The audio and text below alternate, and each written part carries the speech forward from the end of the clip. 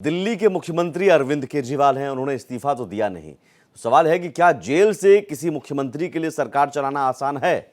ये सवाल सभी के मन में है। तिहाड़ जेल के पूर्व पीआरओ ने इस सवाल पर क्या जवाब दिया, सुनिए।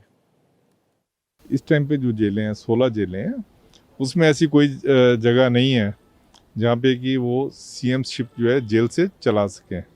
उसमें टोटली आपको रूल्स को तोड़ना पड़ेगा। मैंने रूल्स आपको पहले बताई दिए, टोटल रूल्स को तोड़ना पड़ेगा। तो वो मुझे लगता नहीं कि कोई उसको रूल्स को तोड़ने को कोई अलाउ करेगा आपको। ये टोटल कन्फ्लिक्टिंग सिचुएशन है। आप देखें जैसे सतिंदर जैन थे पहले, वो जेल मंत्री भी थे और जेल के अंदर आ गए।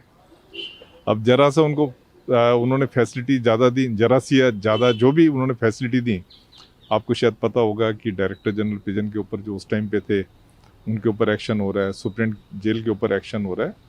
तो जब जितने इन्फ्लुएंशियल लोग आते हैं ये उतनी ज़्यादा वाच में होते हैं। खाली ये नहीं, कोई भी इन्फ्लुएंशियल बंदा है वो जेल प्रशासन की स्पेशल वाच में होता है।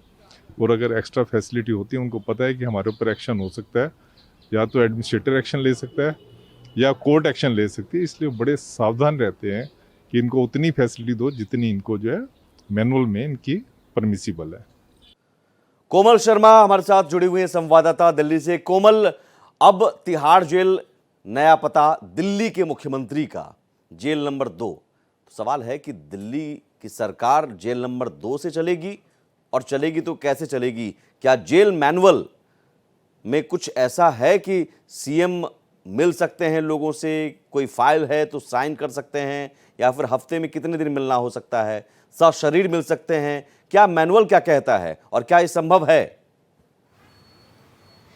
देखिए, अगर ये कहा जाए कि जेल से केजरीवाल, अरविंद केजरीवाल जो दिल्ली के मुख्यमंत्री भी है, वो अपने बैरक नंबर 2 से क्या सरकार चला सकते हैं दिल्ली की, तो दिल्ली से किसी कोई भी सरकार जो है वो जेल से चलाई जा सकती है। अभी तक ऐसा कुछ नहीं है प्रोविज़न की नहीं चलाई जा सकती। उसके लिए ये भी जो है एक नियम है कि किसी भी बिल्डिंग को जो है अलग से वो घोषित कर दिया जाए जेल, और उधर से सरकार चलाई जाए। लेकिन उसमें बहुत सारी दिक्कत है। जैसे अभी जेल के तिहाड़ के पीआरओ जो है वो बता रहे थे कि उसमें काफ़ी सारी दिक्कत आती है, काफ़ी सारे चेंजेस करने पड़ते हैं। सबसे पहले तो ये कि बैठ के नहीं हो सकती वहाँ पर, और मिलने का अगर मिलने की बात करते हैं, अब जैसे अरविंद केजरीवाल तिहाड़ ले गए हैं, तो जेल मैनुअल के हिसाब से 10 लोगों के नाम जो है देने पड़ेंगे उन्हें कि इनसे वो बात कर, वो 10 लोग जो है मिलने उनसे आ सकते हैं। वो भी जेल अधिकारियों के जानकारी में होगा, वो उनको फ़ोन करेंगे तब बात करवाई जाएगी। तो सशरीर ज़रूर मिलने आ सकते हैं, पर उसका एक टाइम लिमिट होता है, और वो ही गिने चुने लोग आ सकते हैं। दूसरी बात ये होगी कि फ़ाइलों पे साइन करवाने, तो कानूनी कागजात पे तो कोई जो हिरासत में है या न्यायिक हिरासत में है वो कानूनी कागजात पे साइन कर सकता है, लेकिन सरकारी कागजात पर साइन करने में दिक्कत आ सकती है। उसके लिए उसे कोर्ट से परमिशन लेनी पड़ेगी। तो ऐसे में कई ऐसी चीज़ें होंगी जो वहाँ से सरकार चलाने में काफ़ी दिक्कत उन्हें आ सकती है। और हालांकि वो दो अपने विभागों के लिए आदेश जारी कर चुके हैं, इससे पहले ईडी की रिमांड पर जब थे। तीसरी बात, सबसे बड़ी अहम बात जो है वो ये है कि दिल्ली के उपराज्यपाल जिन्होंने इस शराब नीति के पे शक किया था और इसकी जांच करने की बात की थी, उनको लग रहा था गड़बड़ी है और सीबीआई जांच कराने की मांग की थी, क्या वो इससे सहमत है? क्योंकि उनकी भी सहमति ज़रूर होगी।